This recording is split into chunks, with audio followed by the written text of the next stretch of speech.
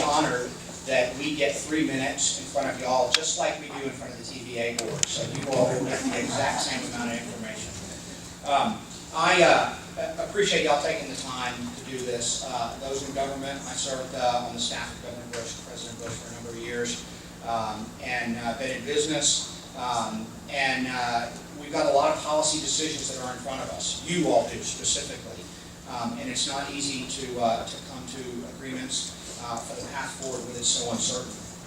I think the one theme that I want to tell you about is not all wind is equal. My company is called Clean Line Energy Partners, and we are trying to build a high voltage direct current transmission line from some of the best wind resources in the United States, and that's in the Oklahoma Panhandle to Memphis, Tennessee, to hit the TVA system, the 500 kV system, which is our high voltage system, and move it throughout the Tennessee Valley and other utilities throughout the southeast.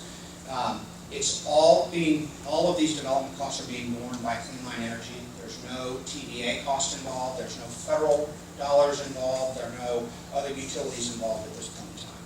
But what we are trying to do is give TVA an option that if they're going to purchase more wind going forward, that they ought to consider a few things. One of them is that if you go get the highest capacity factor wind in the Plains states, you're going to in turn have the lowest cost.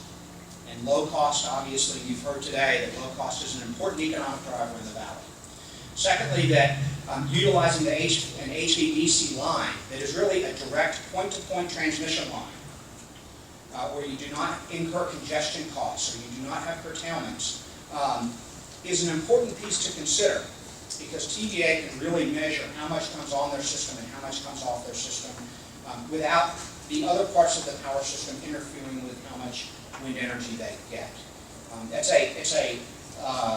It's a lot more complex than that, but it could be a very valuable component in terms of reliability and low-cost energy for the Tennessee Valley for decades to come.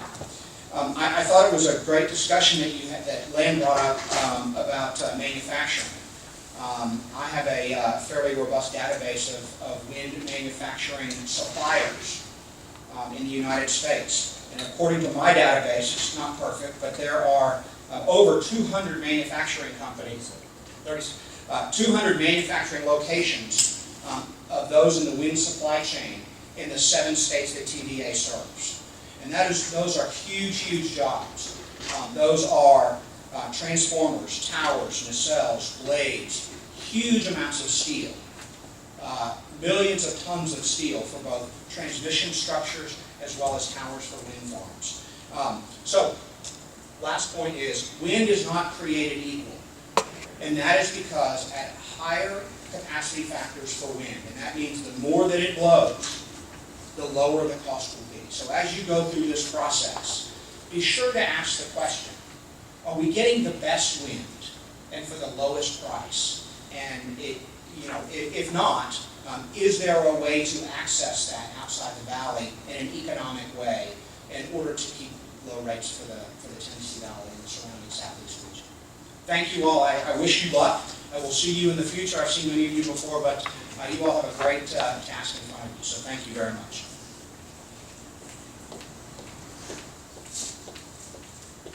Our second speaker is Garry Morgan, who's the Area Organizational Officer for BREDL / Brett. I'm sorry, I can't read the writing. I can't either. Well, I'll let you introduce your organization, but your topic is TVA a Better Way. Thank you, sir. Thank you, sir. Yeah, I am Garry Morgan, and I am from Scottsboro, Alabama. I live about 4 miles down the road from here. And I see some familiar faces, good friends, Mr. Rogers. I affectionately call him Colonel Rogers, because he actually is a retired colonel in the United States Army Engineering Corps. Mr. Smith and several other good folks that I have seen at TVA board meetings. We attend most of those meetings. I am here to talk to y'all today, and appreciate y'all's being here and helping the TVA. One of the reasons we go to all the board members is because we care about the TVA and we're concerned about some directions. And I trust that y'all are concerned about some directions the TVA is going to and maybe suggest some better ways for the TVA. And I also write a commentary piece in each Thursday of the local paper.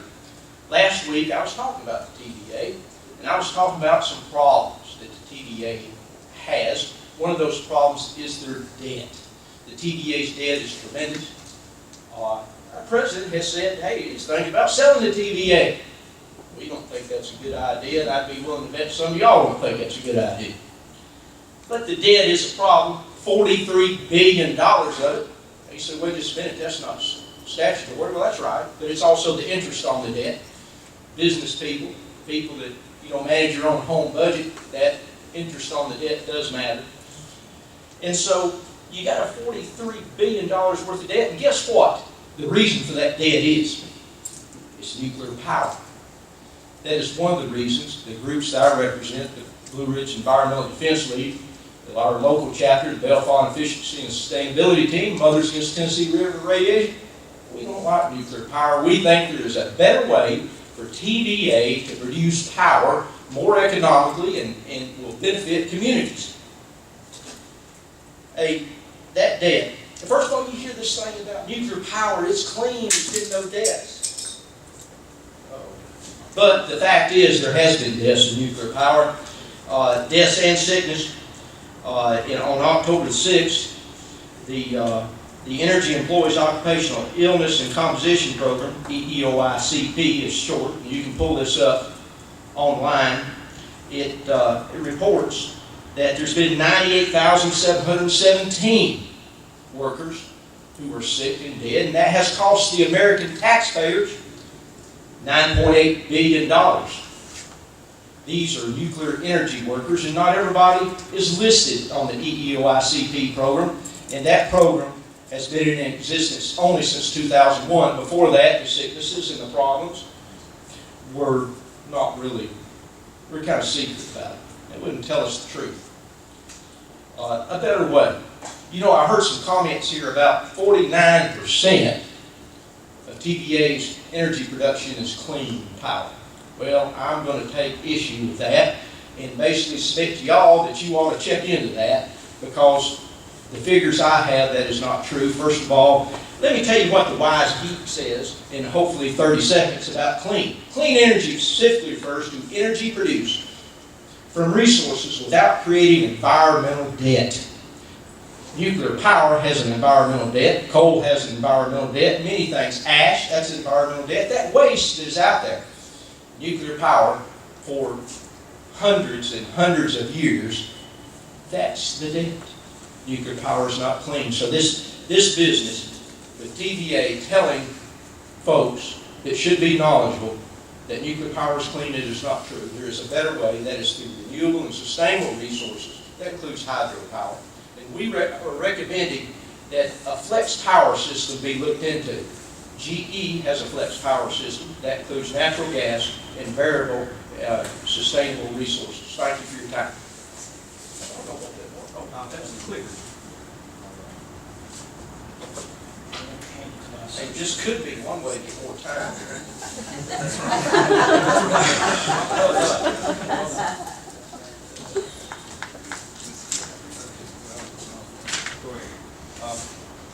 The next speaker is Gretel Johnston, also from BEST/MATRR. So, Gretel, welcome.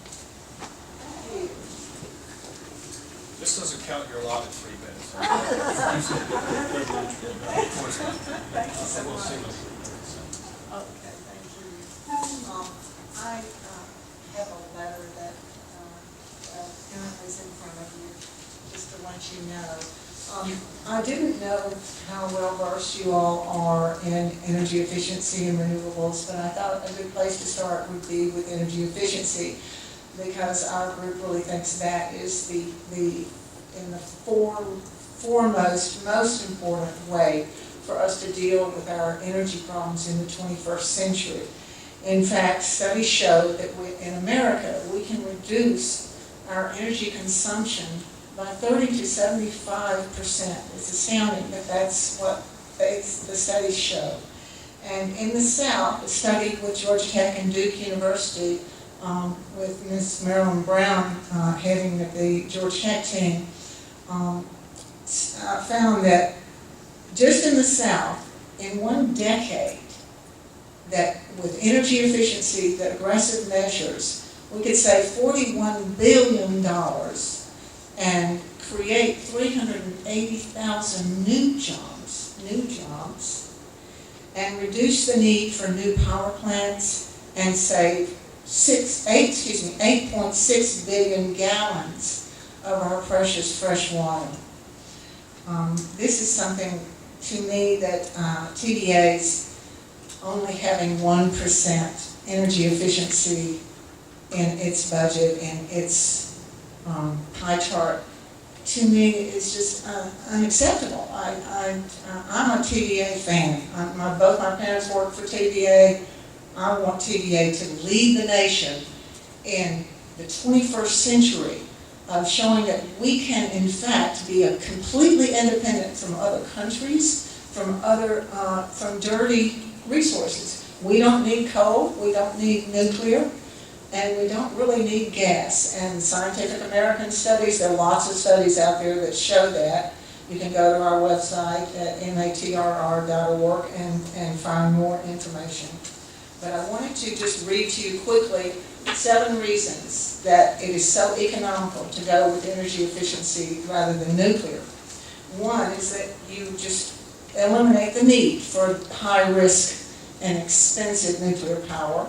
2 is energy efficiency improvements for 1.6 million homes would replace the need for 1,000 megawatts at half the cost. Half the cost.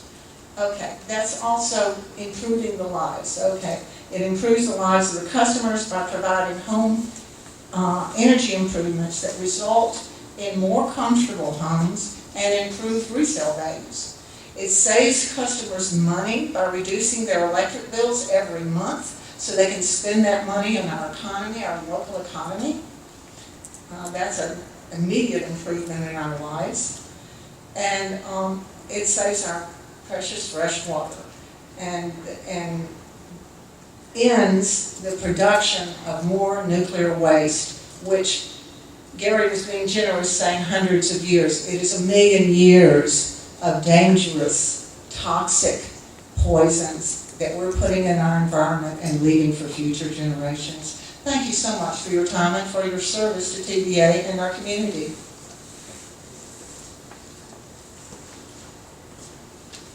The last speaker is Deborah Stowe from the nowindowl.com, and she's going to discuss the environmental impact of proposed wind farms on ridges in Cherokee County. So,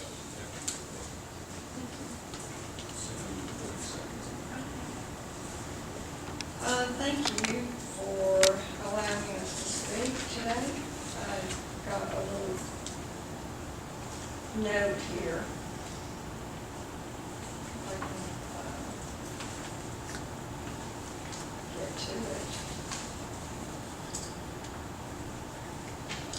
it. My name is Deborah Stowe, and I am a resident of Alabama, and I have property in Cherokee County. And this is my first time public speaking, so bear with me. I'm just representing concerned citizens in our county. We're concerned with the devaluation of our property and negative impact to our tourist sites, Cherokee Rock Village, Knock Little Falls, Weiss Lake, in which there's a hydroelectric dam. These proposed wind farms are on our ridge line, about 5 miles away from our dam.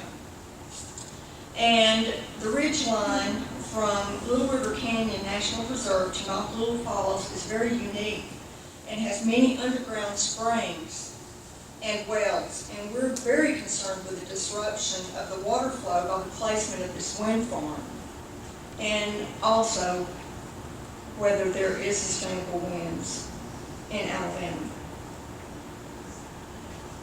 And we're also concerned with the deforestation and wildlife impact, especially on our returning eagle population. And that we understand that TVA is in the final phase of an environmental assessment study for Pioneer Green. And the proposal is in Cherokee County. And we would like to know what's the probability of TVA doing an environmental impact study as requested by the Cherokee County Commissioners? And also, will there be public meetings for the concerned citizens and the impacted counties? Can I get answers, or is this, am I just making a statement here? No answers today? Okay, that's, oh, okay, okay. And one more thing. Like I said, we believe that this wind farm is an experiment, and that it will cost very much to our environment by cutting down the forest, and that creates a no-win situation for Alabama. Thank you.